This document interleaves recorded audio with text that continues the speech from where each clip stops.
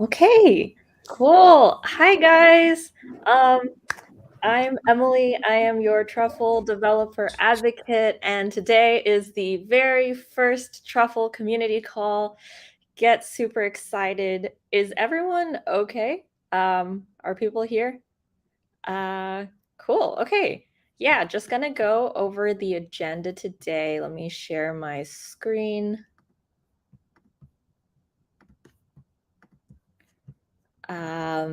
Nope, that's the wrong button. Yeah, agenda for today. First, we're going to talk a little bit about what Truffle has been doing in real life, give some demos about the latest at Truffle, give you some kind of peeks at what we had done at conferences if you weren't able to be there. We're going to invite some Truffle community members, Walter and Vlad from Vennity.co. We'll have a special announcement for you guys and then leave some room for Q&A. So just to touch on what Truffle has been up to, we have been at NFT.NYC, where we first introduced the Infura NFT API. I will be getting into that later. But basically, we did a combo of Infura NFT API plus Truffle to create a music NFT album for you guys to play around with. Launching in after that, we went to Vancouver for festival, which was one of the first only women conferences, which was super fun. Met a lot of newcomers into the space, really excited about creating beginner content for newbies in Web3. We just came off of ETHCC. So the big event in Paris, we threw a Consensus Connect event hosting all of our developer tools, doing some product announcements in regards to the Diligence Turn token, MetaMask snaps, and then also some Truffle features that Kevin Bluer will be demoing later. In addition to that, we did participate in the hackathon as well. Super cool. There were 97 submissions and 37, I think, 32 were for Truffle. So that means around a third of all submissions were using our product. So go Truffle team. And then last piece, if any of you guys will be there in September, Truffle is heading over to DAppCon and ETH Berlin. And we'll be doing some talks about Truffle and security, understanding transactions, what the fuck sorry, is my smart contract doing, things like that. So get hyped. So first, we're going to jump into kind of our demo portion while we wait on, I try to figure out getting Vennity guys on. So how do I stop my screen share? Here you go. Kevin, if you can take us into the demo of VS Code, that would be awesome. It was good at just confirming which Kevin. Yeah, sorry, there's this Kevin. More than enough Kevins. 2 Kevins on today. Yeah. Never enough. Cool. Yeah. Thanks, Emily. Let me just pull up my screen if I can remember how to do that.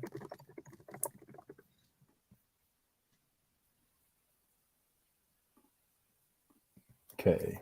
Can you guys see that? Yep.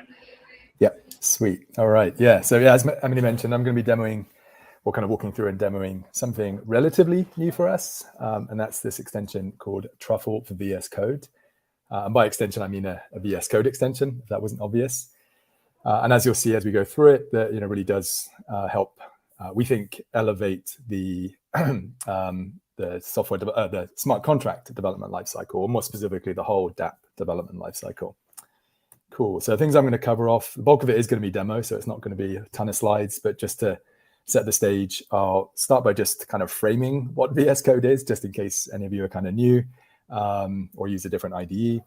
More specifically, I'll also kind of clarify what extensions are if you have used VS Code and perhaps haven't used an extension yet. I'll then just briefly talk about kind of the guiding principles or the themes and goals that we're kind of working towards with the extension as we build it and evolve it. Then, as mentioned, I'll jump into a demo and actually get to see it in action. And then just close out with a quick touch on the roadmap, what we've got coming soon within the extension, and also how you can try it out yourself. Spoiler, it's pretty easy to install and get started with. Cool. So yeah, just as I said, to set this stage, just in case you haven't used VS Code before or coming from a different IDE, it's a source code editor or an IDE from Microsoft. It's cross-platform. very popular, very widely used. I think in Stack Overflow's developer survey from last year, 70% of the 82,000 respondents said they use it as their primary IDE. So it's definitely widely used, which is awesome. And in my opinion, it really kind of hits that sweet spot between something more lightweight, if you want it to be, to something more raw in terms of kind of editing text, and something more heavyweight when you want it to be as well, a bit more opinionated and so on. And kind of one of the ways in which it is a bit more heavyweight and opinionated is through extensions. And again, if you've used VS Code, you've probably used some extensions, even perhaps without knowing it. But really, you can kind of extend kind of every aspect of it, be that the UI, adding custom syntax highlighters, custom debuggers. And you'll actually see the debugger that we have for the extension shortly, for Solidity debugger specifically within the extension shortly. So yeah, it's really cool, kind of one of the big, I think, value adds of VS Code in that it is so extensible and you can create, custom experiences essentially on top of it. So with that, with this new extension, as mentioned, the kind of goals or themes that we've been kind of working towards or working on, kind of guiding principles, as I said. First one, or broken down into 3 buckets. The first one being kind of enablement and just how we make that life cycle, the DApp development life cycle, kind of easier. Largely right now, and this isn't necessarily a terrible thing, but largely a lot of the things that you do are going to be within the terminal. Obviously, editing code is going to be in an editor, but kind of everything else you're going to be jumping back and forth into the terminal. So one thing the extension does is, removes that need. It does a lot of things now in context in the editor, which both, I think, if you're a bit more of an experienced dev, just kind of adds, just makes perhaps things a little bit kind of faster and more intuitive. But particularly if you're a bit newer to this space, it definitely makes that process a bit, that learning curve a bit shallower, which is nice. Similarly with enablement, we've started to, have some pretty nice integrations with existing, other tools and services as well. There's a couple that we have right now, but we have a kind of, pipeline of new integrations coming soon, which I'll touch on as well. Another theme, which kind of does tie back to some degree with enablement, but that's, specifically kind of visualizing things that are otherwise a bit opaque or kind of buried in files and so on. So things like the networks that you want to be deploying to, or even spinning up, so we have, visual way of kind of starting, stopping Ganache, creating forked instances of Ganache, and actually, connecting to public networks as well. So rather than needing to do that through config or, kind of wrangling with files, you can now do it a lot more visually, which is nice. Kind of the same, you'll see this as well with deployments. So actually when you make deployments, the kind of artifacts that get generated, we have a kind of visual view of that as well. So things like the transaction hash associated with the deployment, the contract address that gets generated. Again, you can kind of visually kind of enumerate these kind of things, which again really does help. And lastly, confidence. And this is potentially the biggest thing of it, within it, at least thus far. So when it comes to troubleshooting, we have an in-IDE debugger, Solidity debugger, as I mentioned. So you can actually, it's a step-through debugger, so you can actually step through your code. And a really good complement to kind of printf debugging or console logging. And then the other theme as well under confidence, we haven't realized this as much yet, but it's coming very soon down the pipe, and that of security, and sort of leaning into the security kind of workflow, which is often, I wouldn't say it's always an afterthought for projects, because it's definitely not, but it's sometimes not as front and center of mind for devs, perhaps, when it should be, early on in the project. So we're starting to kind of collaborate with some peer teams within Consensus on integrating some of the security tooling that they have. Cool, so that's the themes and goals. And with that, I will jump into a demo. Let me come out of full screen. Cool, hopefully you can see that. Shout, maybe Emily, if the resolution's a little bit off or if you can't see it, but I'll assume everyone can see it. All good? Yeah, it's loading. You're good. Awesome, thank you, Kevin. Cool, yeah, so anyway, I've come into VS Code. Again, I'm sure a lot of you on the call perhaps, do use it as your day-to-day editor. I've already pre-installed the extension just to kind of speed things up there. And one thing you'll note is we have this dedicated sidebar for the extension, and a lot of these kind of visual things, these visual views of different stuff. This one's blank right now because I haven't actually created a project. Oh, actually, let me just jump back quickly. I did want to say one thing. What I'm just going to be demoing. As mentioned, we'll create a new project. There isn't one in that project right now. We'll then spin up a test network that we can deploy this project to. We'll do compile the contracts. We'll deploy it locally. We'll actually go ahead and debug it. and you'll see the debugger in action, and then we'll go through the process of deploying to a public network. All of this is going to be done from within the VS Code UI. So we're not going to be in the terminal at all, unless something goes wrong and I need to restart something, but we shouldn't need to. So yeah, all within VS Code UI, which is pretty cool. So yeah, we have this contracts explorer. When I create a new project in a moment, you'll just see the contracts here. And then we have kind of both context menus and these buttons, as a means of kind of interacting with them. Of course, you can always jump back to the explorer view. This is empty too, because there's nothing in this project yet. But this, yeah, it's a nice kind of view just into the contracts. We have Truffle dashboard integration, which I'll show briefly. We have this networks view. I'm going to add a Ganache instance as well in a moment. We have this deployments view, whereas, as mentioned, this kind of visual view of deployment information as you actually make deployments to different networks, and then just kind of means of getting help and feedback with it. Cool. So with that, let me just go ahead and create a new project. I'm just going to do kind of vanilla, create a basic project, select a location, just kind of call it demo, like that. Cool. So that has created, let me just pop up the output channel as well. So if you're not familiar with this one, this is a bit more of a kind of nuanced thing within VS Code. Both extensions and I guess other VS Code features have their own kind of dedicated output channel. So you can actually see the output as and when it gets generated and outputted. So we have one for VS Code, and we have a few others that get spun up specifically for like the Ganache instances that we spin up and so on. Cool. So we've got a basic project. This is just, I say, the kind of vanilla, kind of boilerplate, hello worldy type project, which is all good. Let me now create a network to deploy it to. So as you can see, all visual. You can spin up a Ganache instance. Thing to note here is you can actually create forked Ganache instances from within this UI, which is pretty nice. You can then specify the network that you want to fork from, a block, either the latest or specify a given block, and then you can interact, with the given network as if you're actually deploying to that. But which is really, really cool, especially for for testing and so on. In this case, I'm just going to choose local, just all the defaults. We should see that up here under here. All good. So now what I'm going to do is we have two ways of doing this, visually. To deploy, I can obviously build. I'll kind of do a deploy, which will implicitly build it, and we have this little kind of broadcast icon, which we might change. But let me go and deploy it. Get this big kind of enumeration of different sort of targets. I've got a lot more wired up under Infura right now, which you don't need to worry about. But yeah, you can choose, from this huge list. Also create a new one. Let me just go ahead and deploy it to the development network that I just spun up, and then you can see the output as it's deploying.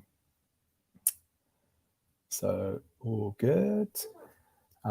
So that's deployed to that. And now, of course, we could, typically fire off some perhaps, calls of some of these other functions. Just for speed, I'm just going to actually, and then if I want to debug that, let's say there's, something's gone wrong, you can have, let's say, an inid debugger.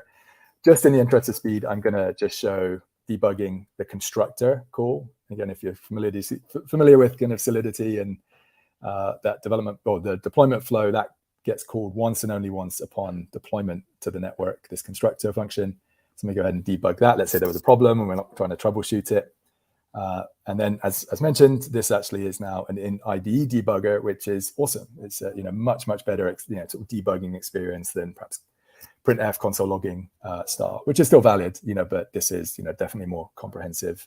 And then I'll just use the shortcuts, but you get the. And this uses also the native VS Code debugger as well. So hence why you see the debugging commands, continue until, step over, into, out, etc.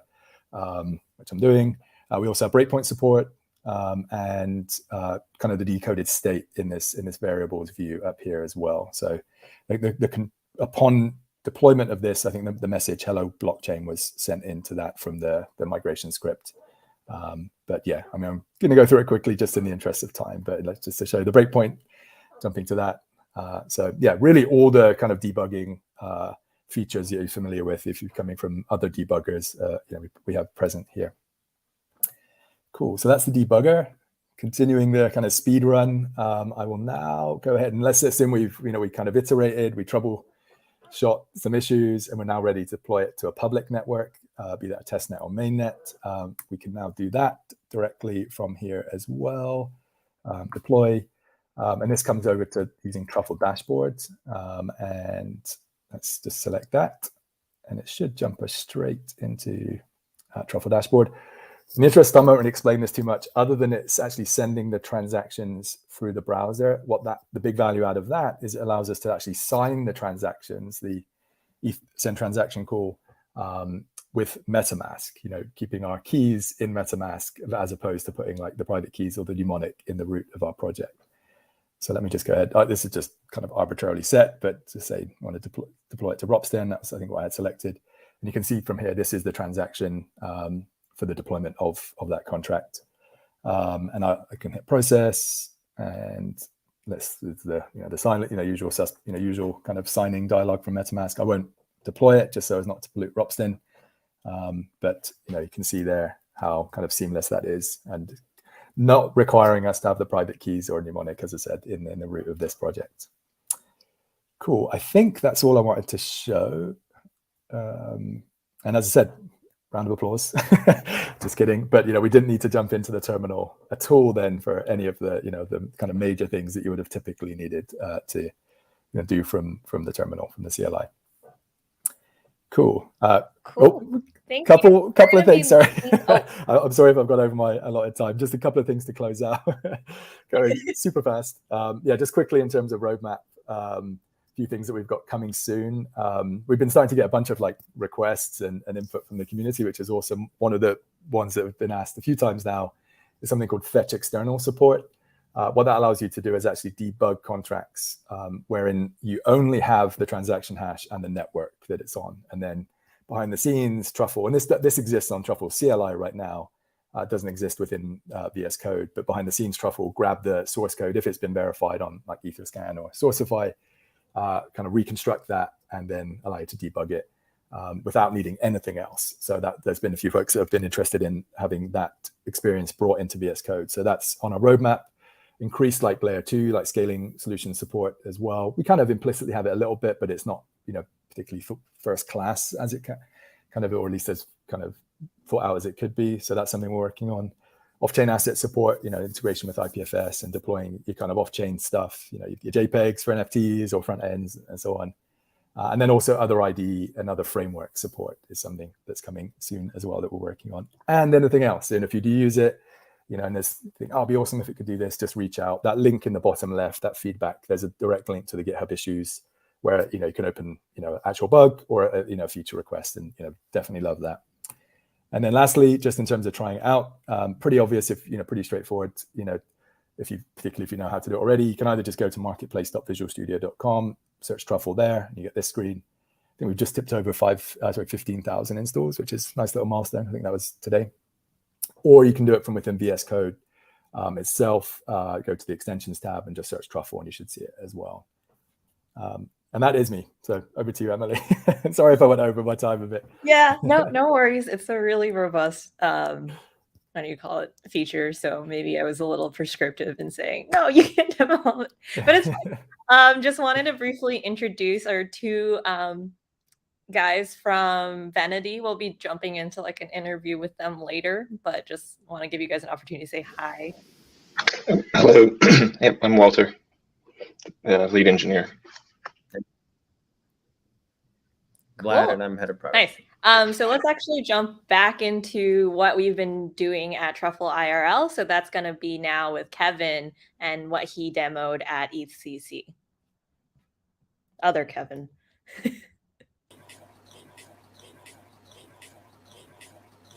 No, Kevin, your mic is messed up.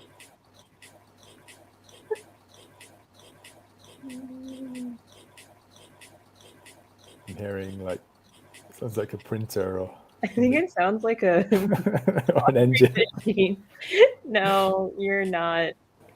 Okay, how about this? I will jump into my part and where I talk about the NFT API. Kevin will figure things out and then scream when he's in, and I'll say, okay, you'll next. Cool. So basically the other part of ETHCC was and NFT.NYC was hashing out that Truffle Infura NFT API collab. So let me jump back into sharing my screen. So I had mentioned this. If you guys were in the Infura community call, you already know a little bit about that. For those of you who weren't on that call, I'll just give a brief kind of overview. So Infura recently came out with an NFT API / SDK. So what it allows you to do is essentially download a package where you can read NFTs off chain, mint them, interact with NFTs all through like JavaScript instead of ever having to write your own smart contracts. So this is really cool because number one, like obviously Web3 development is really hard. It's a whole new language to learn. The other part though is the smart contracts that we deploy from the Infura side is all audited by diligence. If you guys have used MetaMask recently and now you can see your NFTs in your wallet, that's actually also powered by the Infura NFT API. So what that guarantees now is like as you're deploying smart contracts, specifically NFT minting, that's going to have all the power of like scalability, security, considerations essentially that we would go into powering MetaMask, giving you that kind of thing to do as well. So just kind of, again, brief overview. We have a write side and a read side. So the write side is going to be deploying that contract. Right now, it is in beta. So the only type of contract you can deploy is a very basic NFT template. You can think in the future, we're going to add additional templates for more complex NFT use cases. But for now, again, we're in beta. I'll give you guys the link to sign up after this. And then the second piece is going to be the read part, like getting the metadata, like who owns it, like what other metadata is there, like what's the picture, how beautiful it is, yeah, rarity, etc. So I'm actually going to jump into a demo of the Infura NFT SDK box. So hopefully for you Truffle users, you know and love Truffle boxes like I do, basically scaffold code or example code of how it works.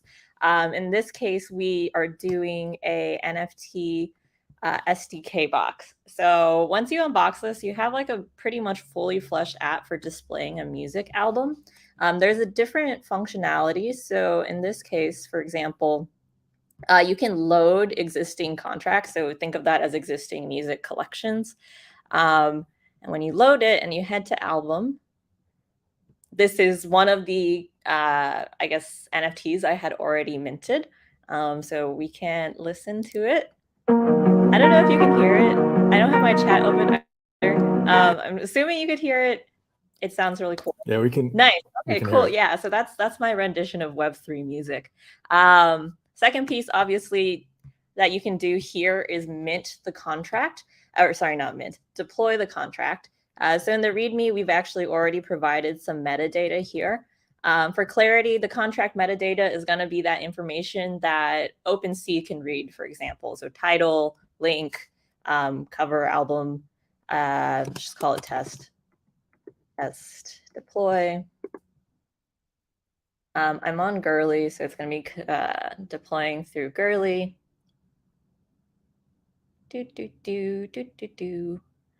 And this takes time because things are slow.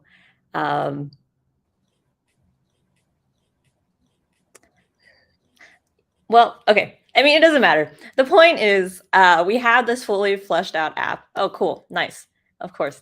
And if you go to the contract side, you can see now with the deployed app, you can mint it, you can set royalties, stuff like that. Now to dive into actually like what that looks like in code, just to give you guys a brief idea of what it looks like. All you need to do is install like the Infura SDK. It's going to be in your node modules. The way you interact with it is essentially you'll create this auth object. So you will need an Infura project ID and project secret. Pass this into an SDK object, and that's essentially what you'll be interacting with from then on. So just kind of give a brief overview of like what those functions look like. Creating that contract was literally just an SDK.deploy. Like I said, we'll have a variety of templates for you to use. In this case right now, we only have a very basic ERC 721, but expect more in the future. Deploying the contract. Once that's deployed, you can just call a contract.mint, pass in the appropriate information to mint the images. Loading the contract, again, SDK.load, and then just getting the NFTs is just SDK.getNFTs. So super simple, really easy. I will be publishing this box later today, so feel free to take a look, play around, tell us what's broken in it, and create issues. But yeah, so that's the music NFT box. Just want to quickly plug the beta version. So sign up super easy if you want to start right away. It is here. You can just find it on Fira.io, APIs, NFT API, beta, sign up. So I will post that link in the chat. But I think that's all I have. Can we hear Kevin now? No, we still can't hear Kevin. Kevin, can you stop using your super fancy rainbow mic? No. I mean, that's fine. We'll just skip over you still. And then jump into the part where we invite our beautiful Walter and Vlad to talk about Vennity. And hopefully it'll work. Worst case scenario, I will. Oh, wait. Is that. Wait.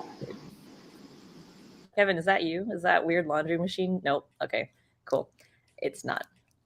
Yeah, so let's jump into it. So again, I think we had mentioned before, Vlad and Walter, some really smart people at Vennity. I actually met Vlad at NFT.NYC. He said, hey, we're using Truffle. I was like, oh my God, please join our community call. So now that they're here, definitely something we want to take moving forward. If anyone in the community wants to show up on screen and talk to us, there's going to be an opportunity for you to sign up after the call.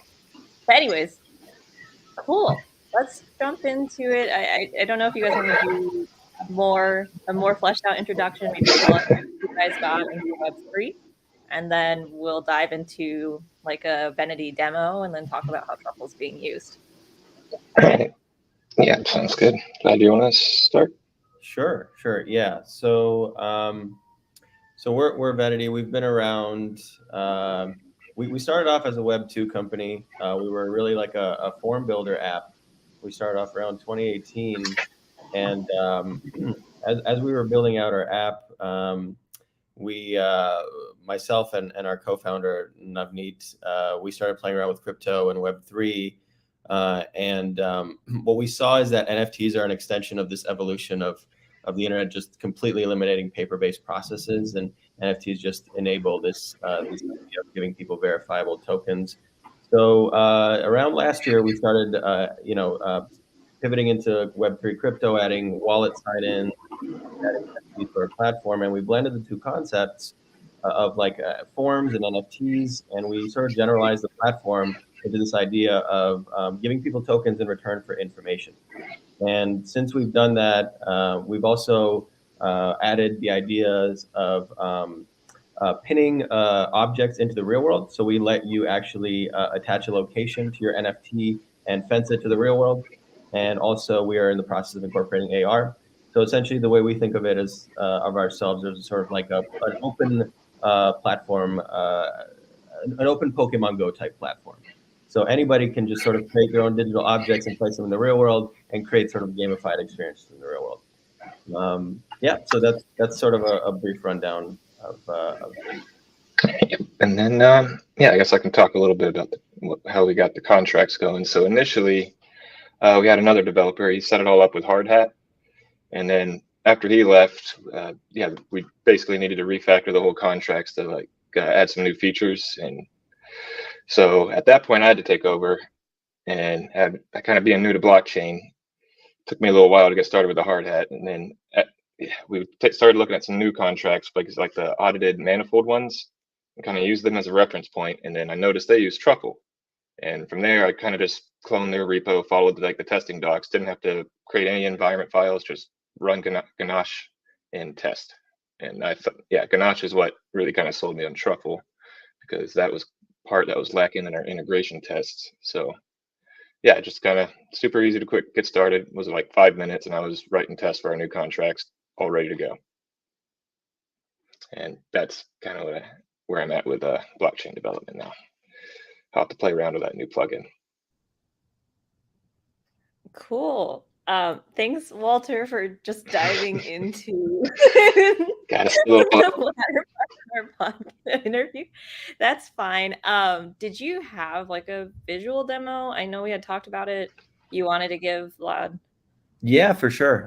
We had sort of a deck to present ourselves, but since we've kind of talked about ourselves, we'll just jump right into the demo. So yeah, I'll go ahead and share my screen and show you guys where we're at. I'm gonna give you a preview of our development environment because that includes some of the cooler stuff we're working on, and I wanted to share that with everybody.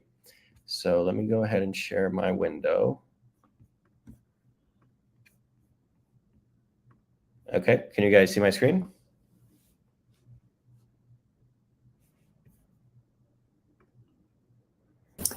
Yes, we can, just in case you couldn't yes, see it. We give thumbs up. Okay, got it.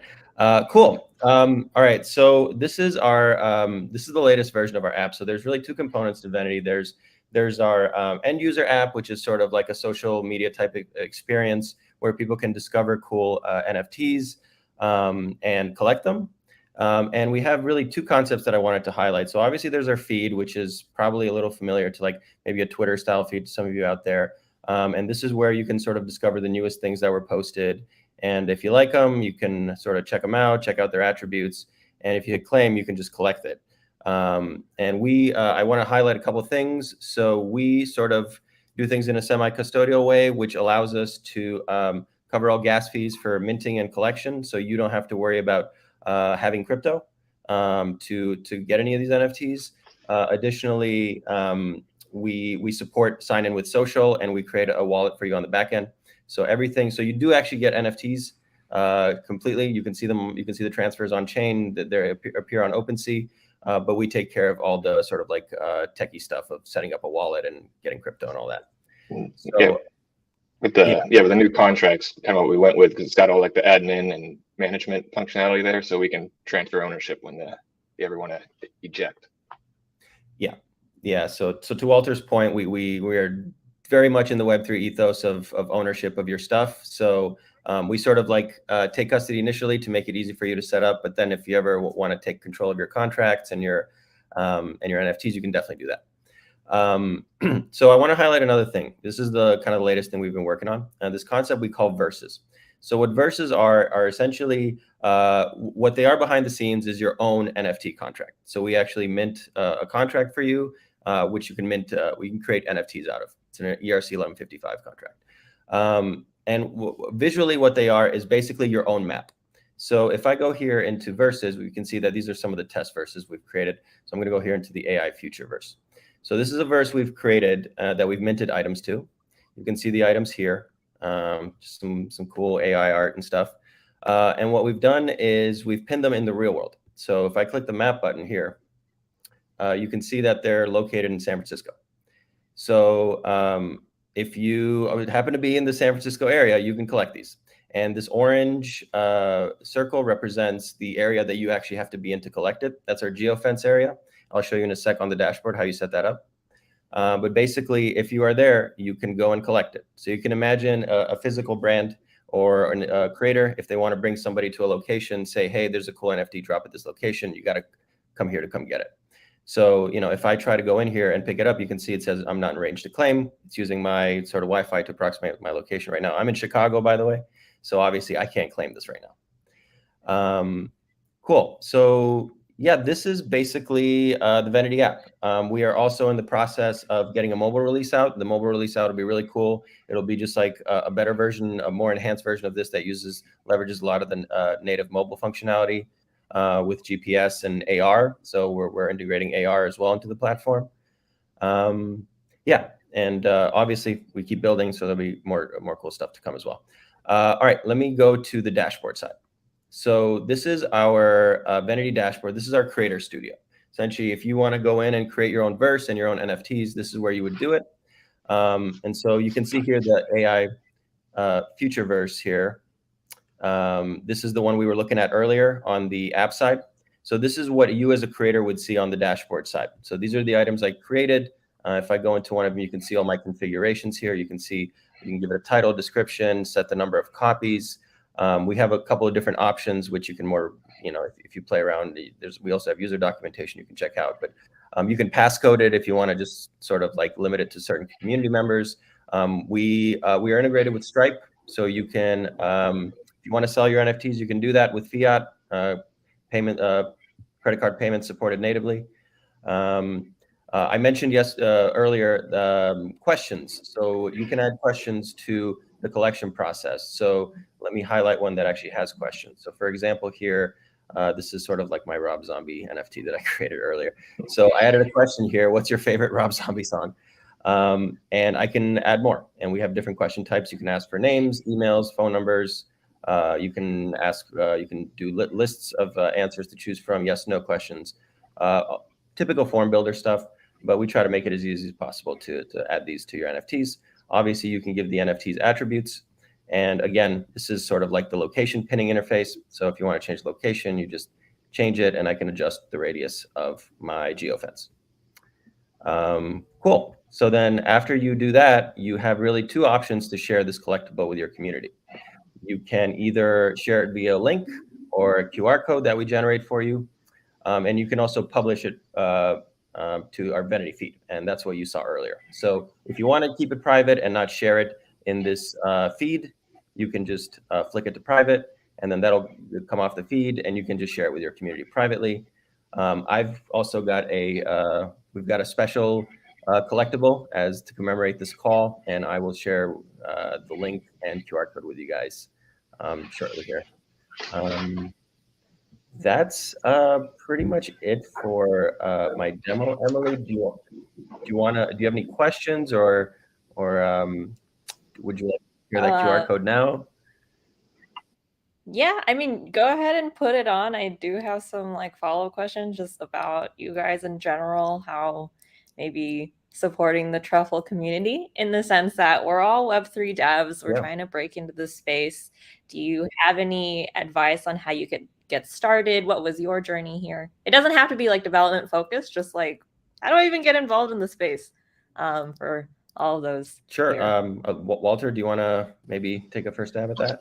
Well, I mean, I've had blockchain interest before I started doing full stack, then I kind of went down that path. But yeah, I mean, Vennity is one that's kind of been bringing me into blockchain, so I think you might want to.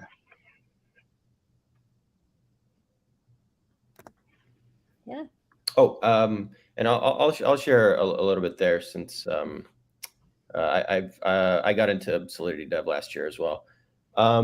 So my advice would be tons of good YouTube videos out there, resources. Obviously, the amazing thing about Web3 is that it's all open source. So there's amazing GitHub repos you can read through. Obviously, the official Solidity docs are I found to be pretty useful. I mean, I literally stared at like Solidity code for hours before it started clicking. So just keep at it. I would say. And other than that, yeah, don't be afraid to build on top of other people's work. Like as Walter mentioned, we have like huge respect for what the Manifold Studio guys did with their smart contracts. So we basically just took their work and built on top of it. We basically just added a couple functions so we could upload the contract metadata, so your collection's all ready to go on OpenSea. Yeah. Yeah, there's no need to reinvent the wheel if you're just looking to deploy simple ERC 1155s and 721. OpenZeppelin's got amazing audited contracts. And obviously you guys know that you're using, I'm sure you use that for your NFT API and stuff. So yeah, I guess that's what I have to say. Yeah. Awesome. No, I completely agree with that. I think definitely in my professional life, the motto is copy code. Like forget like trying to write things on your own if things are working. That definitely speeds up the cycle. Do you guys have any last like call outs to give, call to actions, how they can get involved? Get a Truffle box and start developing. Oh, I mean, it was Vennity. Oh, Vennity. Yeah. Thanks for. Yeah. So as somebody just appears to have posted in the chat, go to our website, www.vennity.co. There we have a sign up form there for creators. We're sort of still, we keep the creation process a little bit gated. We still want to onboard people, sort of like hold their hands a little bit. So please sign up for that if you have interest. We also have an NFT on our website where you can sort of sign up to use that as a contact form as well. I would also say follow us on Twitter, Vennity NFT. That's our Twitter handle. Definitely help us boost our follower count up, and we'll use that as our main communication channel. Yeah, those are probably the two best ways.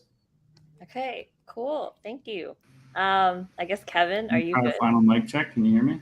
Yes. Okay, Kevin can talk. I only had to switch browsers, microphones, and laptops entirely. So now I haven't shared my screen on this one yet. I might have to play the permissions game. I think I tried, but let's see if this works first. Okay. Can you see my screen? Can anyone say yes? Yes. Thank you. Yeah. All right, cool. And Yep. Can you see it when I go to slideshow view? Yep. Sweet. Yep. All right. Very cool. All right. Well, yeah, I mean, I'm going to speak for a little bit first about just challenges developing in the layer 2 space. So first, quick intro. My name is also Kevin, and I am also an engineer on the Truffle team. And I'm particularly focused on building for layer 2s and bridges between layer 2s and layer 1s and all over the place. And I've gotten kind of a sense for what the challenges are right now developing for layer 2s and just like toward this multi-chain world that we're moving. And so I wanted to just spend a few minutes first to talk about kind of high-level challenges in the space, just based on how early we are and how new a lot of this stuff is, and then what Truffle in particular has been focused on to try to alleviate at least some of the pain points that we can. So, I mean, first and foremost, there's just like a ton of L2s. So this is off of L2 Beat, and I think there's more, but like these are just the top 22 layer 2s. And like, so as you get into the space, you need to learn about optimistic rollups and ZK rollups. And there's a lot to learn about just at a high level to really understand kind of the trade-offs. And I think we're just so early that, I mean, the ZK rollups in particular are still in kind of an early alpha with no fraud proofs. And, it's just very early. A lot of stuff's changing. And there's just a lot of different layer 2s to focus on and to build toward. I think that leads us to the first major issue, which is that like existing tools that have been in the space now for a while were designed when there was really only one network, Ethereum, that we were all building on top of. That's not like a huge problem, just an initial hurdle that we at Truffle dealt with by allowing for multiple config files. So you can specify a config that is wired up for your layer 1 Ethereum. You can connect it to your different providers, whether it's like your test nets, your local or production. And then you can have an entirely separate L2 specifically for each network that you want to talk to, another config. And so you can really have as many configs as you want in a given project, depending on how many layer 2s and networks that you are working with. And so what that looks like when you're running migrations, you would specify what network you're on. And if you don't pass a config, it'll just default to your Truffle config.js. But if you pass a config flag, that lets you specify a different network, a different like layer 2 config. And then you can specify the network within that.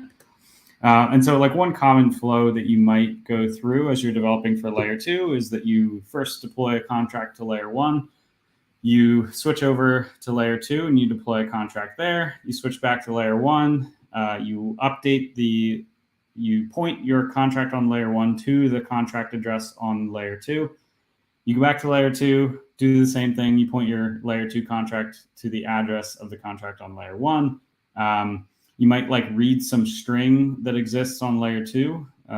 So in this case, like this flow is essentially just allowing for a layer 1 contract to go update a string or any arbitrary data that exists on layer 2. So like first we might read what the old value of it is, then we might go back to layer 1, calculate the gas, send some ETH to pay for the gas to layer 2, and then run a function that will update that that arbitrary data on layer 2. And then you would switch back to layer 2 and make sure that that update went through successfully, read the message, and return what you expect to be the new value. So a lot of switching back and forth. And I think right now, today, this is typically done through like writing scripts that will, kind of quickly go back and forth. So you're not having to manually go through this process yourself every single time.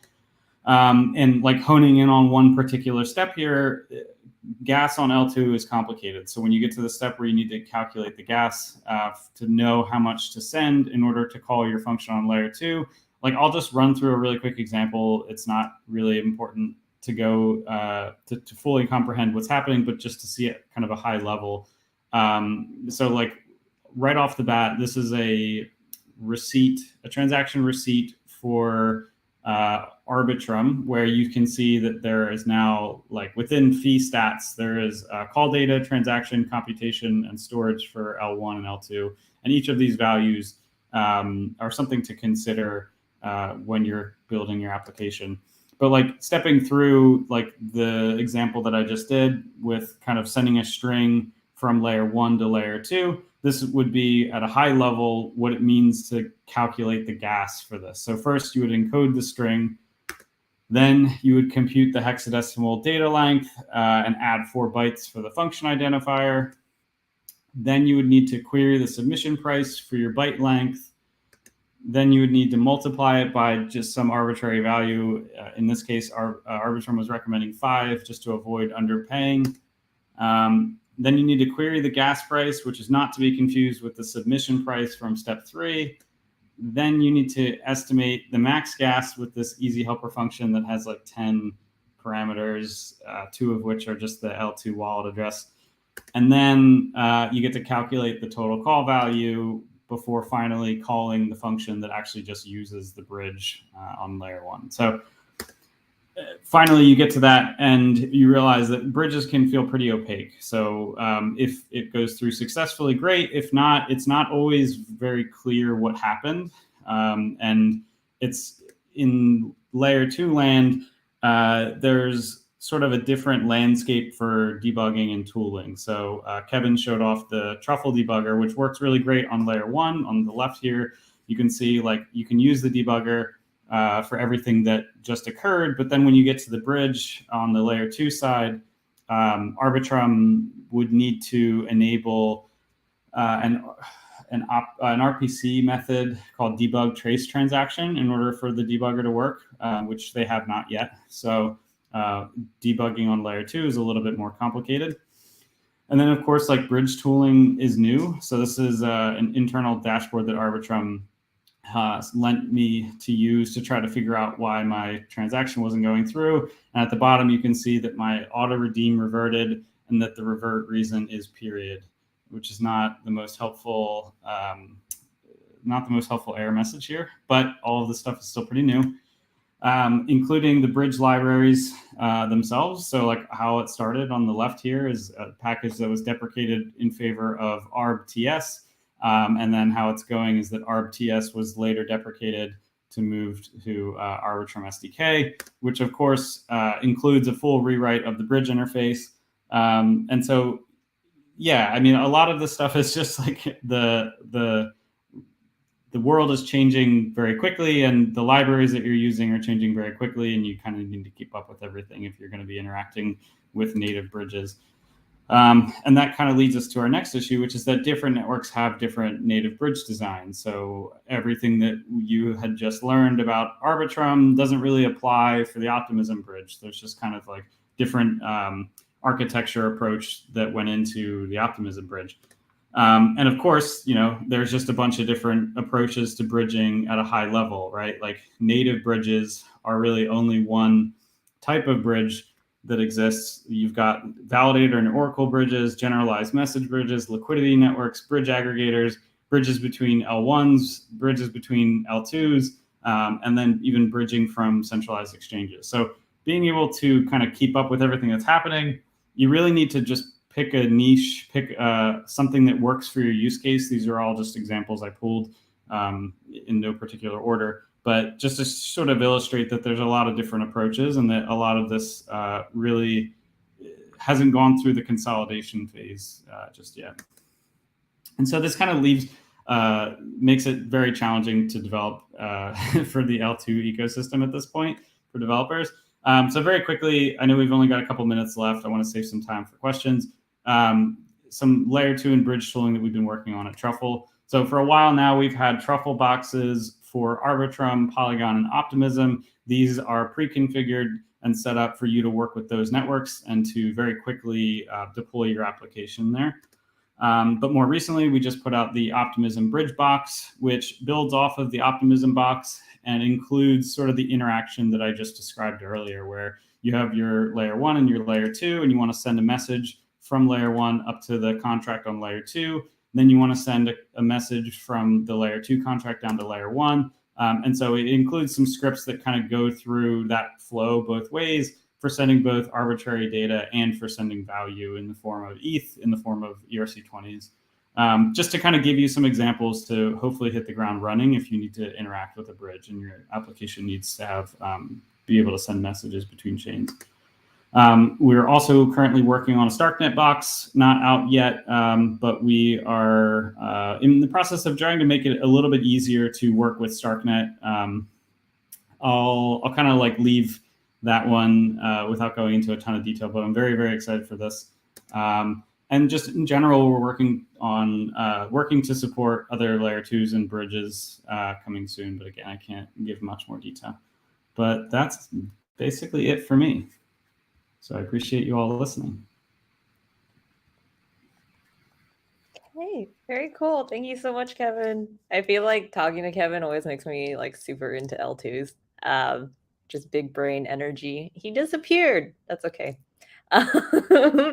Yeah, we have 5 minutes left for questions. I'm just going to go through whatever's in the ask a question part. And then afterwards, please give feedback. There's like a call out button here about Truffle, what you guys are looking to build with it, how you want community calls to be formed. This is our first one. So if you like something about it, let us know. If you want to see something else, also let us know. Oh, wait, let me also share my screen to give you guys some information about us. So here you go. Please follow Truffle, follow Vennity, follow any of us, I guess, if you just want to keep up to date on the latest. I did mention we have a special announcement. What that is actually, well, this is kind of scary. We're going to start a series called Web3 Unleashed. So that's going to be, we're going to try and do it every Friday, alternating times between 9 a.m. PST, 5 p.m. for all those of you in Asia. Basically covering and dropping like little nuggets of information focused on learning how to build dApps, best security practices, collabing with like other companies, APIs, etc. So kind of sneak peek for next week. It's going to be something along the lines of, what is an ERC? What is EIP? What does that mean?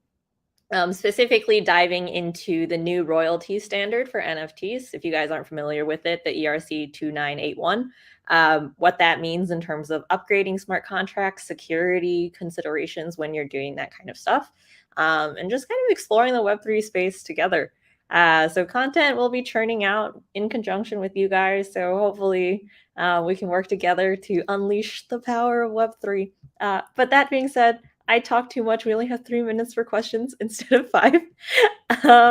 But yeah, okay, cool. First one up here. What is your future plan? So I think Kevin touched on it a bit. So again, improvements on the VS Code extension that I think Kevin had mentioned, focusing on a lot on L2s. Things I'm really excited about in terms of multi-chain space is we're working on things like declarative deployments. So if you guys don't know right now, like deploying on L1, L2, having those contracts interact and figure out the correct order is really difficult and complicated. We recognize that. So that's something we're actually trying to work on. Other things, just improvements to Ganache. So, I mean, I guess it's kind of a drop. We came out with console log for Ganache, and now we're working on working that into our Truffle testing flow. So again, really focusing on that. I do want to call out, Walter said the thing that hooked him up on Truffle was our Ganache, and that is really cool to hear. If you guys are using other CLIs, Truffle builds to, I guess you would say, work with other tools, right? We're all about cooperation, not competition. So Ganache is actually usable with like Hardhat or Foundry or, whatever you decide to use. You're still part of the Truffle suite. Yeah, so that is our future plan. Can any country use your platform? Yes. I'm not sure what that question is supposed to be asking, but no matter where you live, Truffle is open source. You can download it, find it on our website. It's just like an npm install. Same with Ganache. There's a few forms of Ganache. There's the Ganache UI, if you guys have interacted with it, as well as and the CLI, which is like an npm package you can install. So yes, any country can and should use Truffle. Pulling down here. What are your plans for 2022? I talked about that. Love the idea. I love you guys. Awesome. Can it deploy to Go Quorum networks? I'm not sure what it is, so I'm going to skip over that. The question about I think the answer, just to interject, is yes. I mean, Quorum is EVM compliant, I think, compatible with some extensions. So yeah. Okay, I wasn't sure if that was asking about the NFT API or the. Oh, that's a good question. Yeah, I'm not sure. But the answer is yes. The NFT API does work for supported chains on Infura, I believe. Cool. How does the royalties part work for Infura SDK? So basically, to my understanding, the way it works is there's a function that just says like contract.set royalties. And that's going to set royalty information on it. I'm actually diving into royalty standards next Friday to talk about how that interacts with marketplaces. So I want to say it adds it to it. I'm gonna bait you and say join us next week. But yeah, okay, it is 10 a.m. PST.